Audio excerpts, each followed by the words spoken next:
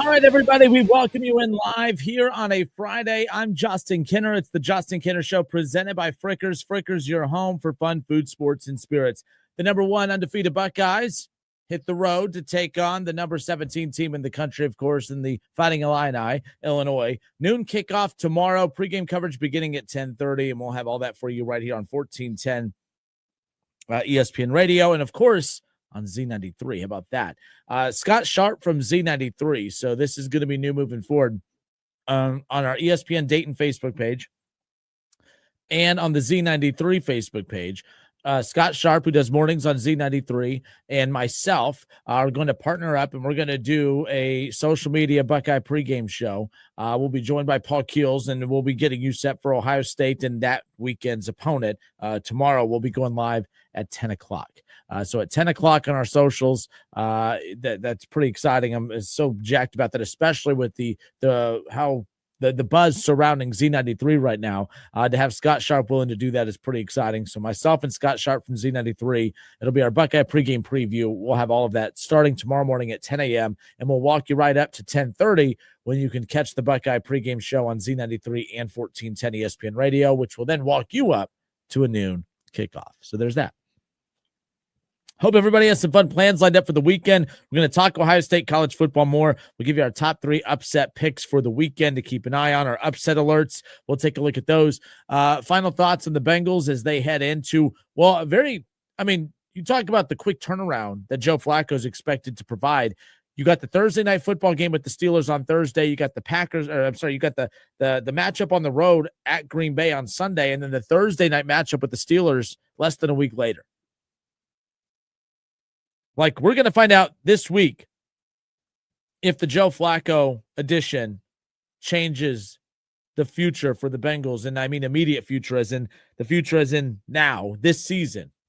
All right, so much is being made about the possibility of Joe Burrow coming back in December. I said it every day. I'm going to continue to say it every day on the show, so that whenever the clock hits 0, week 17, I can say, another thing Kinner was right about. I told you, you're not going to see Joe Burrow the rest of the way. The only chance that happens is if Joe Flacco comes in to save the day. The problem with that, as I've stated from the beginning, I don't think Jake Browning was as big of the problem as what you guys made him out to be. Jake Browning wasn't the solution, but Jake Browning wasn't necessarily the problem that was leading to you guys losing football games. The Cincinnati Bengals are losing football games due to the fact that they can't run the football, they can't protect the quarterback, and that defense, it's not good. It's really as simple as that. It's not that complicated. Well, I mean, if Jake Browning would have been better, if Jake Browning was better, he'd be a starter and he wouldn't be a backup for the Cincinnati Bengals. Every quarterback that the Bengals throw out there that's not Joe Burrow is going to be significantly worse than Joe Burrow, and the Cincinnati Bengals are going to struggle because of that as well. The Bengals won 9 games last year with Joe Burrow playing every week. The Bengals won 9 games last year with Joe Burrow healthy. The Bengals won 9 games last year with Joe Burrow healthy, starting every game. They couldn't run the football. They couldn't protect the quarterback, and their defense stunk. You look at this season. No Joe Burrow starting every game. Can't run the football, can't protect the quarterback, and their defense stinks. If you only won 9 games with Joe Burrow at quarterback with all those problems, and you think you have the best, you think you have the best quarterback in the NFL, what makes you think that Joe Flacco is going to come in and do the same thing? And let me ask you this: if Joe Flacco does come in and do the exact same thing, I think that shows you that Zach Taylor is very much so responsible for a lot more of the success than you want to give him credit for.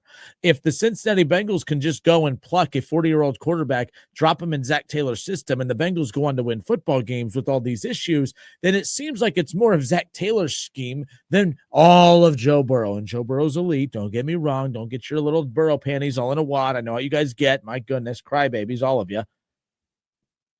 But I seriously think at this point, I think that the Cincinnati Bengals, we're going to find out everything we need to know on Sunday. And I know it's going to happen. They're going to play poorly. Well, I mean, you got to give Joe Flacco. I mean, he just joined the team. Joe Flacco basically had one off week. He got benched for 1 week, and then he's thrown right back out as a starter. He's been playing all season. The Browns, Joe Flacco took the Browns to the playoffs coming off of his couch at the tail end of the season. Joe Flacco for the Bengals has played every single week except one. Well, he's having to prepare for a team that he's already beat. Who knows what's going to happen this coming up weekend? But it's interesting. And there's, like I said, if Joe Flacco goes out there and kills it, then then Zach Taylor deserves more credit than what you guys give him credit for. Because if this truly is you could only win games if Joe Burrow's out there, and then they go on to win games without Joe Burrow, which, by the way, they've done before up until this year. Okay, up until this year, they had a winning record without Joe Burrow since he was drafted. Up until this year.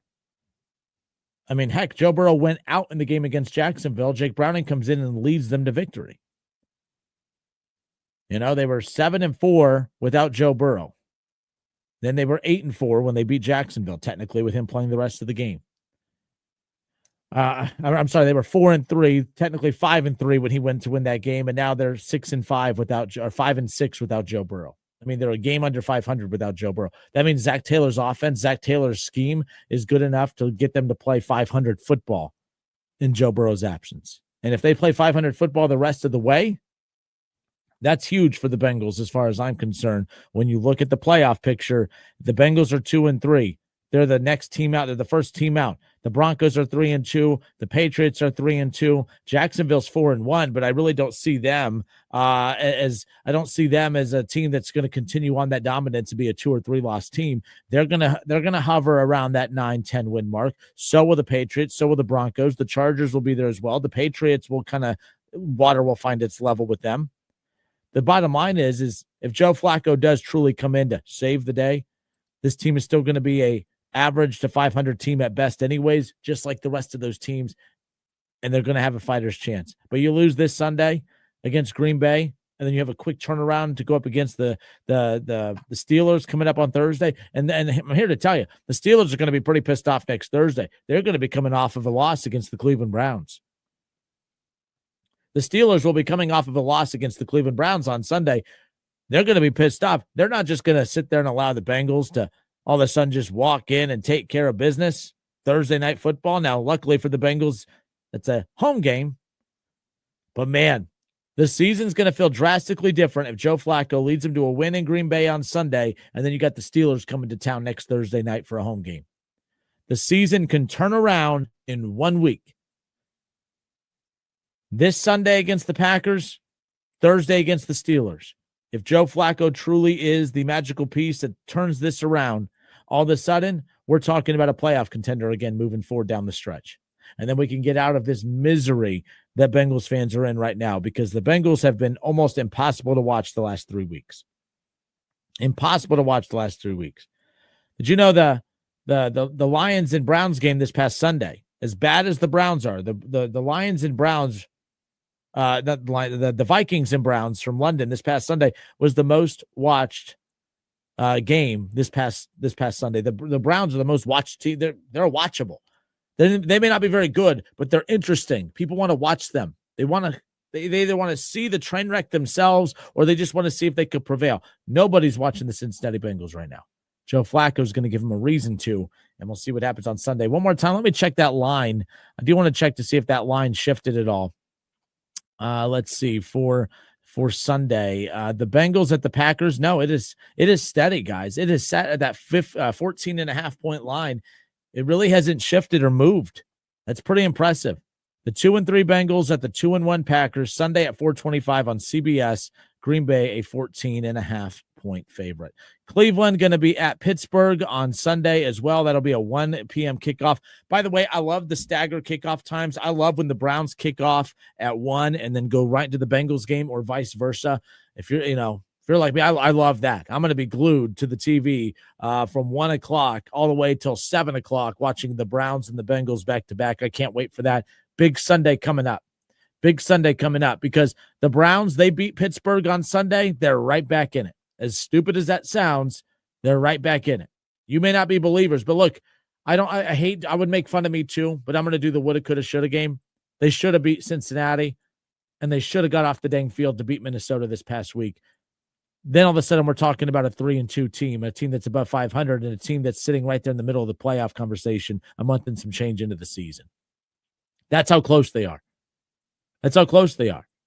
I mean, to sit there and say, well, that's ridiculous. I mean, all that matters is the results. Really? Then why was no one bragging about the Bengals being in a playoff spot just a week ago? Why is no one bragging about the Bengals being a game out of a playoff spot as we sit here right now as they head into Green Bay? It's because you know that what you're watching is not that good. Even though the record has you in the conversation, what you're watching, you don't feel confident in it. What I'm watching is, oh, the Browns are this close.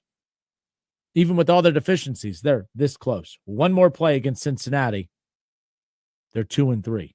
One more stop defensively by the defense, they're 3-2. And it's because of what I'm seeing. They struggle to score points, but that defense is phenomenal. They can run the football. And they have a quarterback that can comfortably go out there and run Kevin Stefanski's offense now. We'll see what kind of strides they make. It's in Pittsburgh. It's a tough environment. The Steelers are a 6.5-point favorite.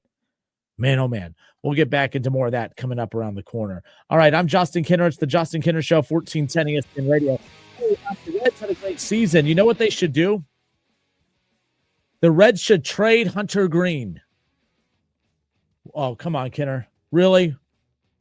That is such a hot take. Are we really doing this today, Kinner? Come on. Relax. It wasn't my take. But it was a take of a very well-respected Cincinnati Reds beat writer, a guy that I'm a big fan of. And if he's going to put it out there, I think we should listen.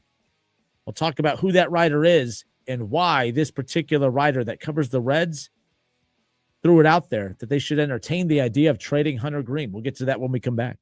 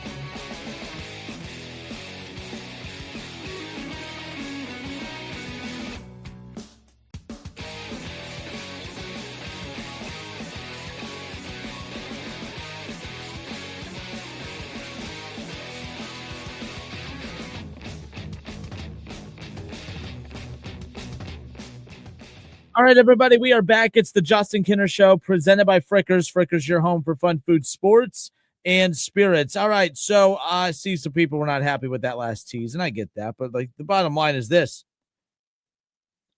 MLB.com put out an article called labeled or headlined the 5 questions facing the Reds this offseason. Now, that's a very generic title. I completely get it.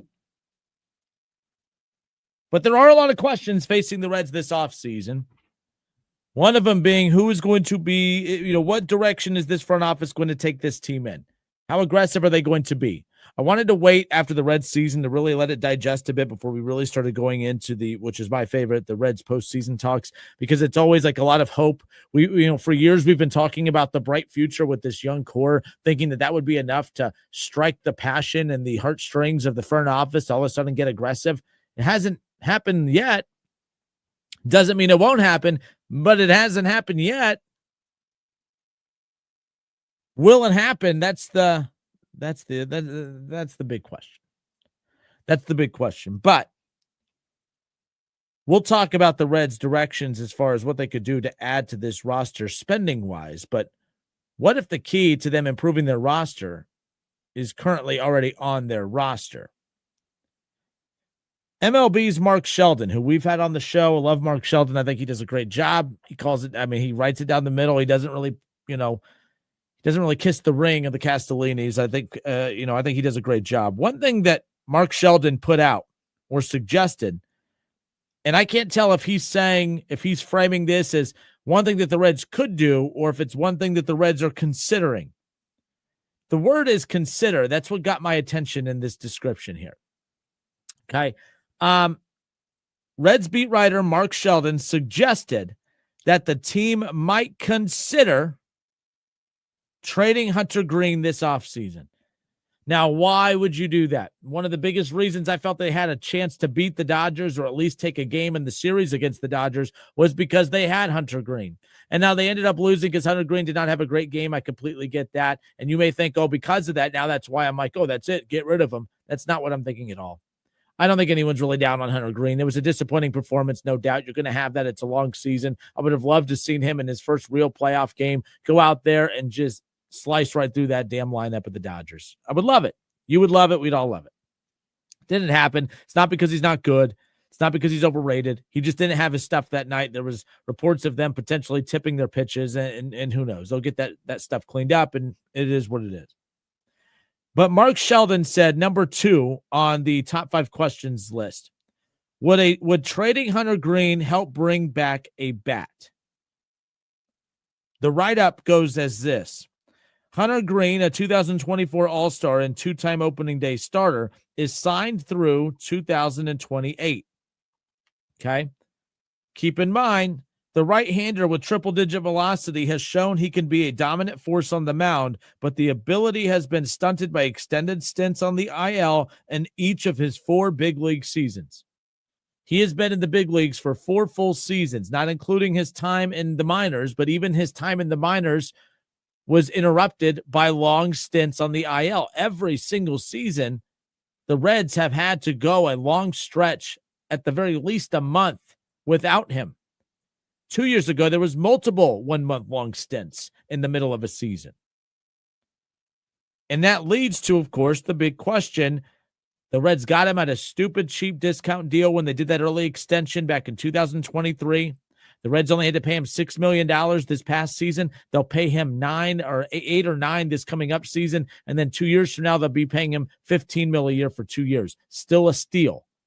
There are guys who are coming back off injuries that are on 1-year prove-it deals for bargain $15 million contracts, and the Reds have their ace pitcher making $15 million at the peak of his contract. That's a steal. So do you reap the rewards of that steal of a contract and keep him, or do you use that to dangle him out there to go get the power bat that the Reds and the Reds fans have been clamoring for decades, it seems? The injuries, according to Mark Sheldon with MLB.com, the past 3 seasons were considered relatively minor, including the grade 1 right groin strain that cost him over 2 months this season. He's never pitched more than 151 innings or made more than 26 starts in the season. They go on to say that even after a disappointing postseason debut versus the Dodgers in Game 1, Greene still could be an attractive trade chip in the Reds' pockets. Moving him would free up salary to sign a bat this offseason or bring back a hitter in return, and change of scenery could benefit him. That's where I disagree. I don't know how a change of scenery could benefit Hunter Greene. Does Hunter Greene's groin not get strained in Colorado, but it gets strained here in Cincinnati? Does his groin not get strained in New York with the Mets, but it gets strained here? I don't know what a change of scenery could mean for Hunter Greene. That's where Mark Sheldon loses me. What I would agree with him on is the fact that his salary, although it's not very big, it's still on a team that doesn't spend a lot of money. Even $9 million to go towards a power bat could be massive. Now you could say, go get that power bat and keep Hunter Greene. Yes and no. Yes, I agree with you, but also at the same time, we know how this team operates, and there has to be some give and take. The one thing that I am very confident in this team, with this team moving forward, is their pitching. When you look at their rotation and you look at the key pieces, they did all that they did this season without Rhett Lauder. They're going to get Rhett Lauder back for next year. Andrew Abbott, I screamed all season. Andrew Abbott doesn't have that it factor. He doesn't have that look. He doesn't have the charisma, but he has the production. He was the Reds' best pitcher this season. Andrew Abbott started the season on the IL, came in a month into the season, and then was their best pitcher the rest of the way. Andrew Abbott had ace-like production. No doubt about it. Andrew Abbott was phenomenal.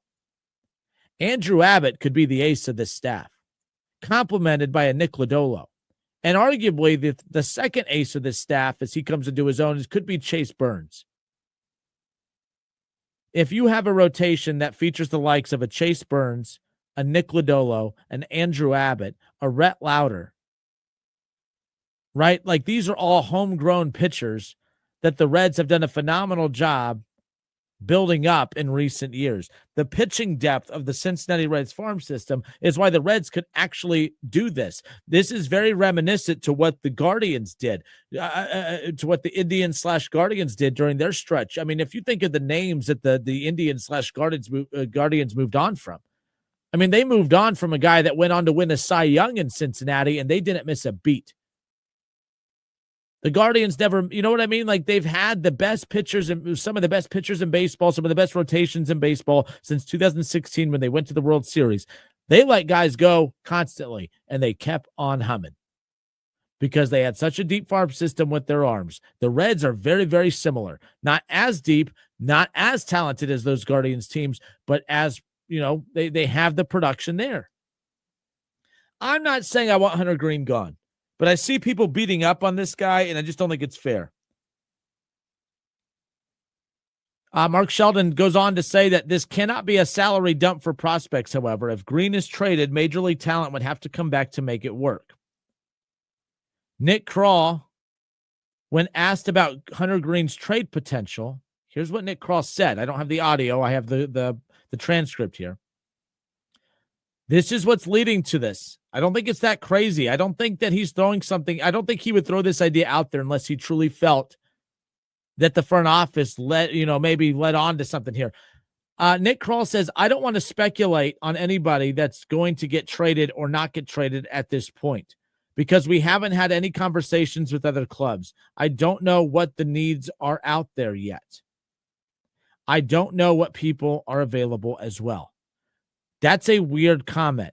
And I don't think that this is as speculative as you think, because you know what? I love Hunter Greene. Hunter Greene is the ace of this staff. Hunter Greene, if the Reds make the playoffs a year from now, I'm super jacked about having Hunter Greene on this staff, and I'm going to feel very confident, even after the way he looked against the Dodgers this past week. I'm excited. I'm going to opening day. I go to opening day every year. I'm going to opening day, and I cannot wait to potentially watch Hunter Greene on the mound on opening day. I also would not be disappointed if Hunter Greene wasn't on the mound on opening day because the Reds decided to ship him off to get a massive bat to put in this damn lineup. Well, the Reds need Hunter Greene. Well, didn't we end the season with you saying that we need hitting? Well, Justin, why can't they have both? Because we're not the Dodgers. Because they're not the Dodgers. I don't know what you want me to say to that. I agree with you. I'm not saying that you're wrong. I would love to be a fan of a Reds team that said, hey, we have Hunter Greene, Nick Lodolo, Andrew Abbott, Chase Burns, that we have A Rhett Lauder that's waiting to come off the IL. My goodness, let's keep this train rolling. They have Littell, who is one of their arbitration players. I would love to say we have all of that and go get a Kyle Schwarber. Super. Which, by the way, the Reds need to get Kyle Schwarber. Do what you got to do. Philly season's done. They need to be on the phone with Kyle Schwarber right meow. Right now. Like it's so ridiculous to even consider the fact that the Reds don't even kick the tires on it, because they need to do everything they can. He basically said not once but twice all season how much he would love to play in Cincinnati. How you can't even at least entertain a conversation with him regarding that is beyond me. I don't know. Figure that out. I'm Justin Kinner. It's the Justin Kinner Show, 1410 ESPN Radio. The reason I think that this could potentially happen is if I went to the Bengals right now, if I went to the Bengals press conference and said, hey, Duke Tobin, Katie Blackburn, or whoever, which one of you whoever's pretending to be the GM today, is there any interest in trading Joe Burrow away because of his injury problems? They would look at me and laugh and say, Joe Burrow is going nowhere. That's how you handle a question like that when you know definitively your star is going nowhere. When you go to the general manager of the Reds and you ask about one of their Joe Burrow-like players, and the response is, I don't want to speculate on anybody that's going to get traded or not get traded at this point, I think that's pretty easy. I think if they would have said, what's the likelihood that Elly De La Cruz gets traded this offseason, I guarantee you the answer would have been different from Nick Krall for that than what he was for Hunter Greene. Do you really think that if the Reds if a media reporter asked about trading Elly De La Cruz, do you really think that Nick Krall would say, well, we don't want to speculate on anybody that can or can't get traded at this point? No, he wouldn't. They are open to trading Hunter Greene. They're open to it. Well, that's not what they said.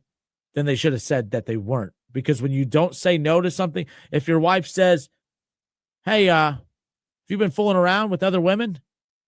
Well, I don't want to speculate about what women I have or have not fooled around with. You think that she's going to say, oh, okay, thanks for being honest? No. She's going to say that's not an answer. But if you say, no, absolutely not, she may not still believe you, but I mean, at least you took a stance on it, right? Like I just say it, like I don't get this approach by the Reds front office, but I appreciate it. I respect it. And guys, I'm here to tell you, when that news breaks, if it does come out that the Reds trade Hunter Greene to go get a MLB proven bat in this lineup, I'm all for it. I'm all for it. Put Andrew Abbott on the mound on opening day. That's your ace. Chase Burns, by the end of next season, will be your true number 2, fighting Andrew Abbott for the number 1 spot. Nick Lodolo's phenomenal. He's a great third pitcher in this rotation. And let's get Rhett Lauder back to looking like he was, before the injury just last year. I think that's going to be key as well. And Littell, fantastic, back of the rotation type of pitcher. Totally fine with that. From that perspective. And we'll see what ultimately happens. But the Cincinnati Reds, you look at their starting pitching depth. Chase Burns, you also have, Chase Petty that's going to be available. Carson Spears is going to be fighting for a spot in there. I mean, Graham Ashcraft is still going to be with this team, who was moved to the bullpen as a reliever. He's capable of coming out of there as well. Brady Singer is going to be here for another year. They have the depth. You take Hunter Greene out. By the way, they played 500 baseball without Hunter Greene for 2 months this season. Not saying they don't need Hunter Greene. That's stupid, but they were able to play 500 ball this season because of that pitching. They made the playoffs because of that pitching. And I'm not going to say that they made the playoffs because of Hunter Greene. They made the playoffs because of the collective pitching of that group. Use Hunter Greene to go get a bat to complement the pitching. If you end up that's the other thing too. We're afraid to give up more runs because of our offensive deficiencies as Reds fans when it comes to this team. But if all of a sudden this pitching staff takes a little hit, if you improve this offense enough to the level of which it should be, you could maybe withstand a little hit to the pitching staff. I'm not for it, but I'm just saying I would understand it. It's a little give and take. It's either be a great pitching staff like you were in 25 and abysmal offensively, and we're just angry the whole time, or they're going to win a lot of series, they're going to be a 500 team, but they're ultimately not going to be feared or respected because they can't consistently score runs? Or would you rather be a team like the Cubs, by the way? Everyone was worried about the Cubs bullpen. The Cubs are doing just fine. By the way, the Dodgers, who just punched their ticket to the NL Championship Series last night, beating the Phillies, the Dodgers have had a bad bullpen all season. They've overcome that. You can have a questionable bullpen. If you need to take a hit in the bullpen to strengthen the lineup, so be it. You have a Hall of Fame manager, a once-in-a-lifetime talent in Elly De La Cruz, who has deficiencies, yes, and you have great pitching depth. Attack, attack, and attack. What I would really like, and I could see this being too, I could also see where the Reds don't trade Hunter Greene for a big name, where they sign Kyle Schwarber.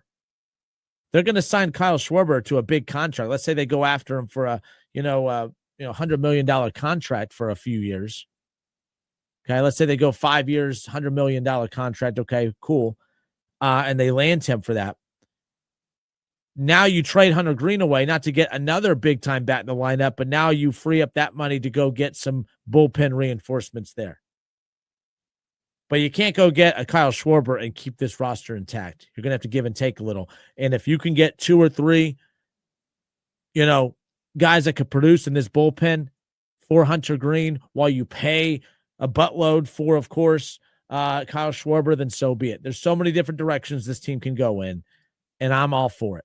I'm going to give the Reds the benefit of the doubt. I don't think it would be the end of the world if they did move on from Hunter Greene, as long as they moved on from him in return for something that's going to help push this team forward.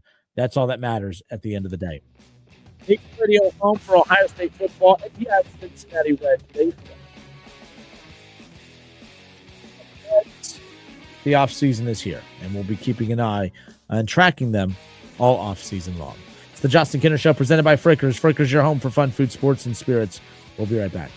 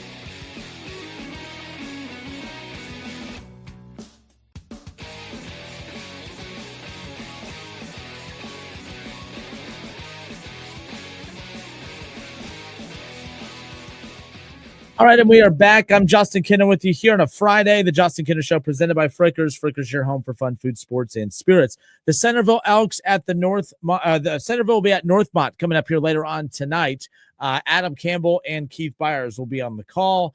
And, of course, we'll have all that action for you. 6:45 pregame coverage begins with, of course, kickoff coming at 7 o'clock. You'll have all of that right here on 1410 ESPN radio. Keith Byers and I will be in Troy tomorrow at the Submarine House in Troy from 10:30 to noon. We'll be out there for the Buckeye tailgate. We'll be getting you registered to win some tickets to some Buckeye games coming up. We'll have the games. They're supposed to send me the games of which we have tickets for, so we'll get that confirmed with you here shortly once we have that. And then we will be at Frickers on Sunday as well for the Sunday morning tailgate show. So we're in Troy for both shows. We're at Troy at Submarine House on Saturday, and then we're at the Troy Frickers on Sunday.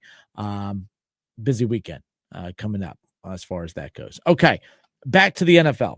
Back to the NFL we go. So found this interesting that we spent a lot of time yesterday talking, of course, about, why hasn't Kevin Stefanski named Shedeur Sanders the backup quarterback in Cleveland? Like, it just seemed like too obvious of a solution, right? It just seemed like it was too easy of a solution. The Browns traded Joe Flacco to the Cincinnati Bengals. Sorry, I don't even know where the heck my phone charger is. My phone's about to die. The Cincinnati Bengals acquired Joe Flacco at the deadline, right? Not even a deadline, I'm sorry. The Bengals get Joe Flacco from the Cleveland Browns at a deadline for which their season's basically on the line, if that's how you really want to phrase it. But the bottom line is it just seemed like it made too much sense. Joe Flacco being the backup, I get why you want a backup quarterback to be a veteran to your rookie quarterback, but that doesn't make sense when you drafted two quarterbacks in the same draft and you have two rookie quarterbacks. You have two first-round picks next year, and you have to know what you have in these two so that you either wasted one or two picks on quarterbacks this year. What you don't want to have is where you waste picks on quarterbacks in next year's draft because you didn't spend enough time evaluating what you have from this year's. So keeping Joe Flacco wouldn't have made sense. If you just would have drafted Dylan Gabriel and you kept Joe Flacco to be the veteran backup, that makes all the sense in the world. But keeping Joe Flacco to be the backup when you have Shedeur Sanders behind him, it just didn't make sense. Kevin Stefanski announced earlier today that Shedeur Sanders is officially the backup quarterback in Cleveland. He's officially QB2. And Browns fans, an interesting bunch. Yes, we are. It's interesting seeing and reading and following the social media reaction. How many fans are truly pulling for Dylan Gabriel to fail so that Shedeur can come in and show that he's the man? I speculated, one reason why I speculated that the Browns were not going to name him the backup quarterback is because the noise that it would create if you not bench him, but if you demote him back to third string once Deshaun Watson was cleared to play. I mean, ESPN Cleveland shared a tweet yesterday that Deshaun Watson just posted a new workout video from the Browns facility. He's getting closer and closer to being cleared to play. And when Deshaun Watson comes back, you can't have Deshaun Watson as your third string quarterback. Naming Deshaun the backup as he comes off an injury makes all the sense in the world. You could just name him the starter if you want, but at the same time, the noise and the chaos that it's going to create when Deshaun is officially cleared to return, I don't pity Kevin Stefanski for having to make a tough decision. I mean, you could say it's not a tough decision. He stinks. He lost the job. They have to pay this guy $45 million a year, fully guaranteed money for the next 2 years. Trust me, they are going to find a way to get their money's worth. One way or another. They're going to find a way because there's a lot of different ways that they can go for the rest of the season. And like I told you guys earlier in the week, if Shedeur Sanders stinks and so does Dylan Gabriel, that's a good thing. Just get your answer and know it. I don't want to find out next year that Shedeur stinks, and I don't want to find out next year that, you know what, after looking at it a few more games, Dylan Gabriel's not very good either. We need to know, Cleveland needs to know that these two quarterbacks are bums and that they're no good. Cleveland needs to know that one of these quarterbacks is really, really good. They need to know one of those two things. What you can't have is, let's see, how many games are we in? We're 1-4-5. So there's 12 games remaining. What you don't want to have is 12 more games of Dylan Gabriel throwing for 210 yards, 2 touchdowns, and the offense just looking 210 yards and no deep shots down the field. You know what I mean? Like, that's not how you win in the National Football League. That's not, like, we need to see progression from him, or we need to see him stink, and then they need to put Shedeur in, and we need to see that spark. We saw that spark in a preseason game against the Panthers, but again, preseason game against the Panthers backup defense. And the Panthers backup defense, look at how bad the Panthers defense is, the starting defense. The starters on the Panthers defense is atrocious. He diced up the backups to the horrible defense. Like, you know what I mean? Like, come on. It is what it is. We'll see. But it doesn't matter. All the noise is kind of quieted down a little bit because Shedeur is now QB2. But that means we are one freak injury away, one play away from Shedeur taking over as the starter in Cleveland. And what's wild is, like, the only way for Kevin Stefanski to be vindicated on some of this stuff is if these guys end up being bad. Like, for instance, if Dillon Gabriel gets hurt and Shedeur goes in and Shedeur balls out, yes, that's a good thing. Cleveland's like, oh yeah, we got our quarterback, but everyone's going to be looking at Kevin Stefanski saying, I know you didn't want to draft Shedeur, but you kept the more talented quarterback buried on your bench to prove a point. Yeah, get out. I don't think that's the case. I said on yesterday's show that this is a organization that has been so desperate for a quarterback for 3 decades now that I just have a hard time believing that this amazing, super talented quarterback that is the answer to all of their problems is just being buried on the bench out of spite. I don't know. I disagree with that. I don't think that Kevin Stefanski would risk his job to bury an NFL starting quarterback when the organization he coaches for has been desperately searching for a starting quarterback since they returned to Cleveland decades ago. I can't see it. But man, if Shedeur balls out, like trading Shedeur, imagine if Shedeur goes elsewhere. What the Cleveland Browns cannot have is Shedeur Sanders and Baker Mayfield winning a lot of games at the same time across the NFL. You just can't have that. You know, everyone uses Baker Mayfield and that against the Browns. I defend him on that because everyone was ripping the Browns for entertaining the idea of paying him. And then when they didn't pay him, everyone makes fun of them for not paying him. You guys are a bunch of hypocrites. But I'm telling you, what Cleveland cannot handle, what they cannot deal with, is having Shedeur Sanders ball out in the NFL and Baker Mayfield at the same time, and both of them not in Cleveland. That would be a problem. That would be a massive problem as far as I'm concerned. So they have to find out. They have to know. But yeah, Shedeur Sanders, the official backup quarterback in Cleveland now moving forward. And that, of course, has a lot of people's attention and has a lot of people talking as we currently sit here right now. But yes, ESPN's Adam Schefter. Shedeur Sanders will back up quarterback Dillon Gabriel on Sunday and serve as Cleveland's QB2 per head coach Kevin Stefanski. So that's going to keep a lot of those people happy out there. I mean, a lot of people still want him to be the starter, and rightfully so. All right, so Cleveland on Sunday. You know, the vibe of this franchise has changed over the last couple of weeks. I think the one thing that's interesting is they have had such a killer draft. Their 2025 draft picks have just been phenomenal. Mason Graham is one of the number one reasons the Browns have one of the best run defenses in the entire National Football League.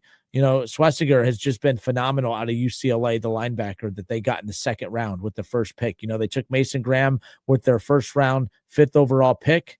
And then in round 2, with their first pick in round 2, they took Carson Schlesinger. And then in the second round, pick number 4, they took Quinshon Judkins. Mason Graham, Carson Schlesinger, and Quinshon Judkins have been outstanding. And then let's go to their 4th pick. They drafted Mason Graham with their first round pick. Their 2 second-round picks, the 1st and 4th pick in the second round, Schlesinger from UCLA, Quinshon Judkins from Ohio State.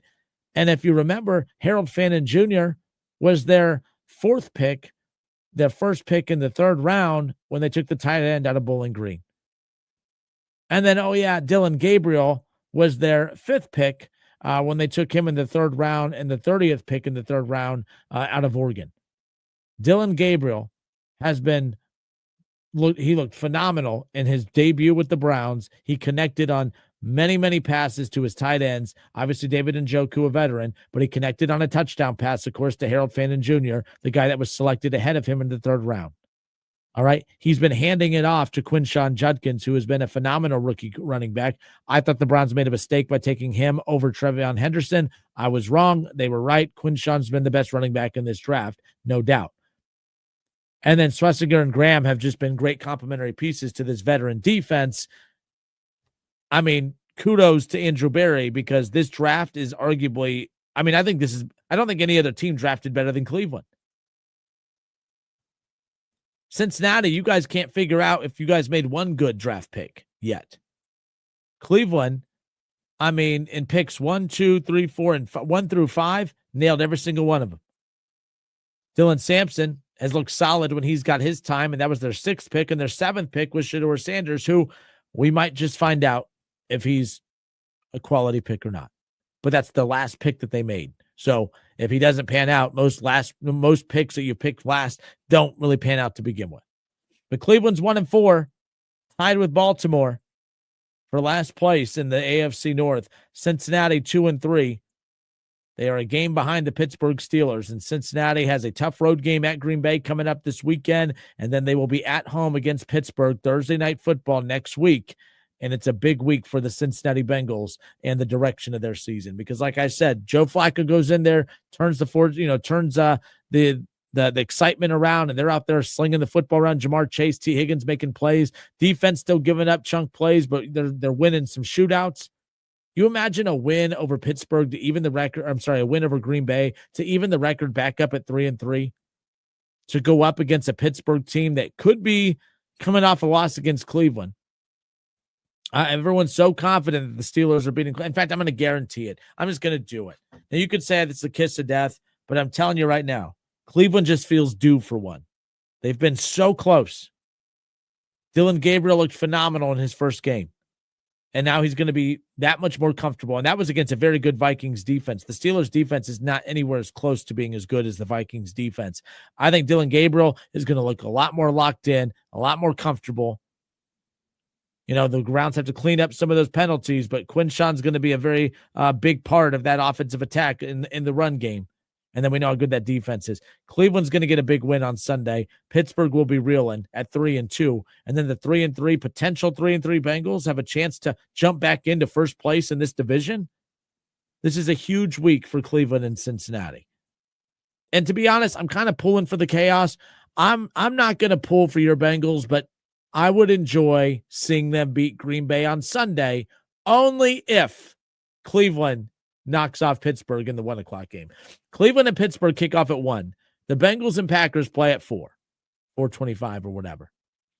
If the Browns beat Pittsburgh, and I think that they will, I will then root for Cincinnati at that point. I will pull for that because I want Cincinnati and Cleveland to take advantage of this weak AFC North and be the two that are fighting for that division. I would pull for it.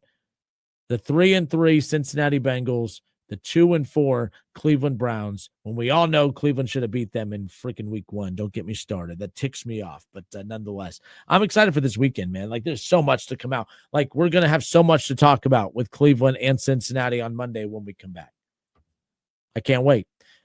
With that being said, we're going to have so much to talk about with Cleveland and Cincinnati on Monday when we come back. We're also going to have a ton to talk about with the Ohio State Buckeyes as well. We talked Reds, we talked Browns, we talked Bengals, we'll talk Buckeyes. We have a ton more to dive into. It's the Justin Kinner Show presented by Frickers. Frickers, your home for fun, food, sports, and spirits.